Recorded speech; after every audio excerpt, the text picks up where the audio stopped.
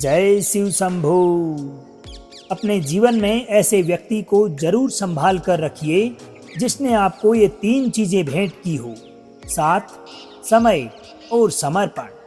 नमस्कार दोस्तों, मैं आपका मित्र सांवर चौधरी आप सभी भक्तगणों का इस महाशिव पुराण कथा सार के पावन वीडियो में हार्दिक स्वागत करता हूँ। दोस्तों, आज हमारा महाशिव पुराण कथा श्रवण का यह छठा दिवस है। इससे पूर्व के वीडियो में किस प्रकार से प्रजापति दक्ष ने भगवान शिव को यज्ञ में निमंत्रण नहीं दिया और तत्पश्चात शिवजी ने किस प्रकार से दक्ष यज्ञ का विध्वंस किया। अब आज इस वीडियो में आगे हम बात करेंगे रुद्र संहिता पार्वती खंड के बारे में। तो चलिए दोस्तों, शुरू करते हैं। पार्वती खंड के प्रथम अध्याय में पितरों की कन्या मैना के साथ हिमालय के विवाह का वर्णन मिलता है। देवताओं के आग्रह करने पर पितरों ने अपनी कन्या मैना का विवाह विधि पूर्वक हिमालय के साथ कर दिया। अब आगे आता है पितरों की 3 कन्याओं का वृतांत। ब्रह्मा जी के पुत्र दक्ष को 60 कन्याएं हुई। उनमें से एक शद्वा नाम की कन्या का विवाह उन्होंने पितरों के साथ कर दिया। सौधा की 3 पुत्रियां थीं। ये पितरों की मानसिक पुत्रियां थीं। इनका जन्म माता के गर्भ से नहीं हुआ बल्कि उनके मन से हुआ था। ये तीनों बहनें भगवान विष्णु के निवास स्थल श्वेत द्वीप में उनका दर्शन करने के लिए गई। वहां उनका दर्शन कर वे वहीं ठहर गई। उसी समय ब्रह्मा जी के पुत्र सनत कुमार वहां जा पहुंचे। वहां उपस्थित सभी ने खड़े होकर सनत कुमार का स्वागत किया, परंतु ये तीनों बहनें बैठी रह गईं। इससे नाराज होकर सनत कुमार ने इन तीनों को शाप दे दिया। बाद में तीनों द्वारा स्तुति करने पर सनत कुमार ने प्रसन्न होकर वरदान भी दिया और कहा कि तुम तीनों में से ज्येष्ठ कन्या मैना हिमालय की पत्नी बनेगी, जिससे पार्वती का जन्म होगा। दूसरी धन्या नाम वाली कन्या राजा जनक की पत्नी होगी, जिससे सीता का जन्म होगा। और तीसरी कन्या कलावती वृषभान की पत्नी होगी, जिससे राधा नाम की कन्या का जन्म होगा। जो पार्वती होगी वो भगवान शिव की पत्नी बनेगी। सीता भगवान राम की पत्नी बनेगी और राधा भगवान कृष्ण को प्राप्त करेंगी। इस प्रकार सांप के ब्याज से दुर्लभ वरदान देकर सनत कुमार मुनि भाइयों सहित अंतर्धान हो गए। अब आगे ब्रह्मा जी नारद जी से कहते हैं कि हे नारद, मैना के साथ हिमालय का विवाह होने के अनंतर श्री विष्णु आदि समस्त देवता और महात्मा मुनिगण गिरिराज हिमालय के पास गए तथा हिमालय को जगदम्बा भगवती सती के दक्ष यज्ञ में शरीर त्यागने की कथा सुनाई और निवेदन किया कि यदि वे सती तुम्हारे घर में पुनः प्रकट हो जाएं तो देवताओं का महान लाभ हो सकता है। देवताओं की ये बात सुनकर गिरिराज हिमालय मन ही मन प्रसन्न होकर बोले कि प्रभु, ऐसा हो तो बड़े सौभाग्य की बात है। तदंतर वे देवता उन्हें बड़े आदर से उमा को प्रसन्न करने की विधि बताकर स्वयं भगवती उमा की शरण में गए और श्रद्धा पूर्वक उनकी स्तुति करने लगे। देवताओं के इस प्रकार स्तुति करने पर जगत जननी देवी दुर्गा उनके सामने प्रकट हो गई। देवताओं ने निवेदन किया कि भगवती शिवे, आप भूतल पर अवतीर्ण होकर पुनः रुद्रदेव की पत्नी बने और यथा योग्य ऐसी लीला करें जिसे देवताओं का मनोरथ पूर्ण हो जाए। हे देवी, इससे कैलाश पर्वत पर निवास करने वाले रुद्रदेव भी सुखी होंगे। आप ऐसी कृपा करें जिससे सब सुखी हो जाएं और सभी का दुख नष्ट हो जाए। अब भक्त वत्सला दयामयी उमा देवी विष्णु आदि सभी देवताओं को संबोधित करके प्रसन्नता पूर्वक बोली कि हे देवताओं तथा मुनियों, आप सब अपने अपने स्थान को गमन कर जाओ। मैं अवतार लेकर मैना की पुत्री होकर रुद्रदेव की पत्नी बनूंगी। यह मेरा अत्यंत गुप्त मत है।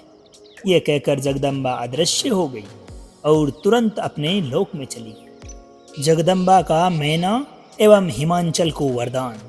दोस्तों, हिमालय और हिमांचल दोनों नाम माता पार्वती के पिता को ही दर्शित करते हैं। अब इधर गिरिराज हिमांचल एवं मैना दोनों दंपति ने भगवती जगदम्बा को प्रसन्न करने के लिए तपस्या आरंभ कर दी। उनकी तपस्या से प्रसन्न होकर मां भगवती उमा देवी ने प्रत्यक्ष दर्शन देकर प्रसन्नता पूर्वक मैना से मनोभिलाषित वर मांगने का आग्रह किया।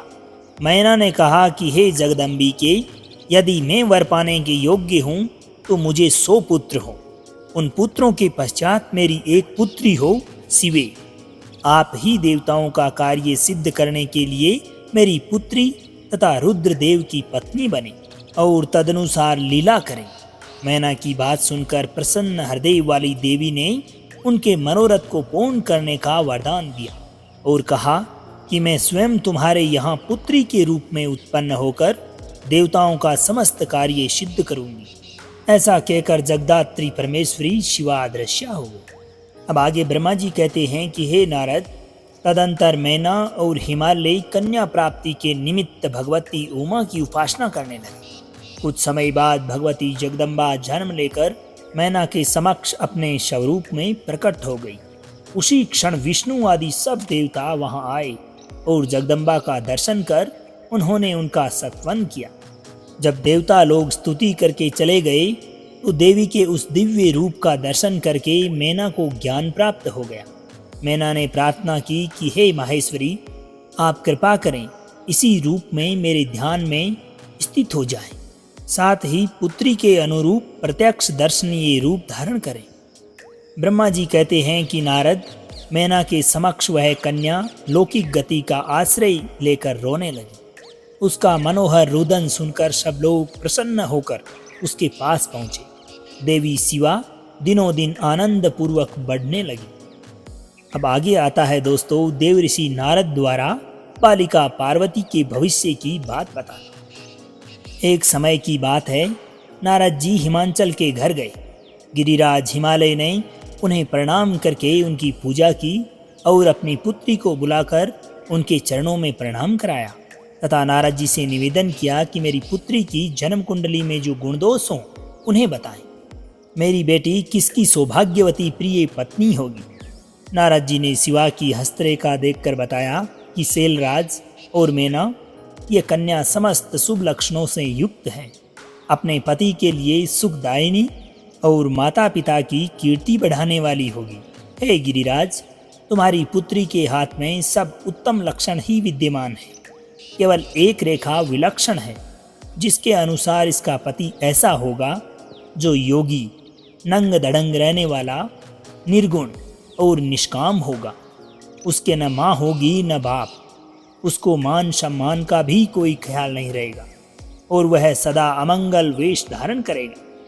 नारद जी की इन बातों को सुनकर मैना और हिमाचल दोनों अत्यंत दुखित हुए, परंतु जगदम्बा शिवा नारद के वचनों को सुनकर अपने भावी पति को शिव मानकर मन ही मन हर्ष से खिल उठी। हिमवान ने कहा कि मुनि, मैं अपनी पुत्री को उससे बचाने के लिए क्या उपाय करूं? तब नारद जी ने उसे सब प्रकार से सांत्वना दी और कहा कि ये सारे लक्षण भगवान शिव में घटते हैं। तुम्हें ये कन्या भगवान शंकर के सिवा दूसरे किसी को नहीं देनी चाहिए। नारद ने गिरिराज को शिव की पूर्व पत्नी सती का आख्यान सुनाया और कहा कि सती ही फिर से तुम्हारे घर में उत्पन्न हुई है। तुम्हारी पुत्री साक्षात जगदम्बा शिवा है। यह पार्वती भगवान हर की पत्नी होगी, इसमें संशय नहीं है। कुछ समय व्यतीत होने पर मैना ने हिमवान से पार्वती के लिए सुंदर वर खोजने का अनुरोध किया। हिमवान ने मैना को समझाया कि शिव ही पार्वती के लिए योग्य वर है, परंतु उन्हें प्राप्त करने के लिए पार्वती को तपस्या करने की प्रेरणा देनी चाहिए। हिमवान की बात से संतुष्ट होकर मैना पार्वती के पास गई, परंतु वह तपस्या की बात पार्वती से कहने में संकोच करने लगी।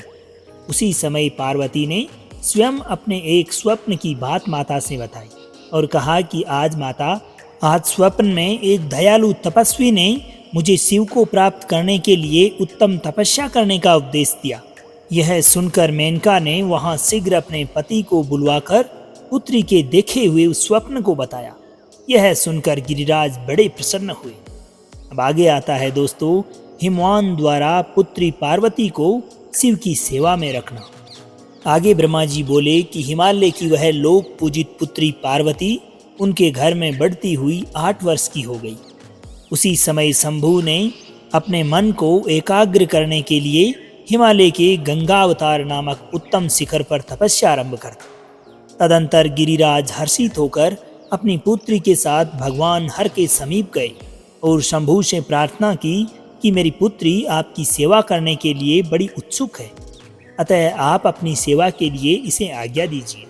इस पर शंभू बोले कि हे शैलराज, वेदों के परगामी विद्वानों ने स्त्री को मायारूपा कहा है, उसमें भी विशेष रूप से युवती स्त्री तो तपस्वियों के लिए विघ्नकारिणी होती है। उनके संग से शीघ्र ही विषया वासना उत्पन्न हो जाती है, वैराग्य नष्ट हो जाता है। अतः हे शैल, तपस्वियों को स्त्रियों का संग नहीं करना चाहिए। आगे ब्रह्मा जी बोले कि हे देवऋषि, उन शंभू का यह स्पर्श रहित निष्ठुर वचन सुनकर हिमालय विस्मय में पड़ गए। उनके पिता गिरिराज को आश्चर्य में पड़ा देखकर भवानी ने शिवजी को प्रणाम कर उनसे कहा कि हे शंभू, आप तप की शक्ति से संपन्न होकर ही महातपस्या कर रहे हैं। सभी कर्मों को करने वाली उस शक्ति को ही प्रकृति जानना चाहिए।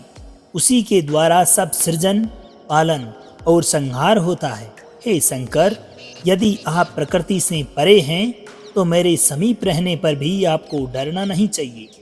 पार्वती के इस प्रकार के वचनों से प्रभावित होकर भगवान शंकर ने हिमालय की पुत्री को अपने पास रहकर सेवा करने के लिए स्वीकार कर लिया।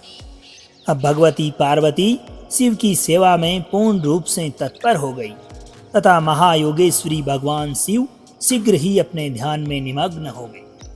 तो दोस्तों, इस वीडियो में हम बस यहाँ तक का ही व्याख्यान सुनेंगे।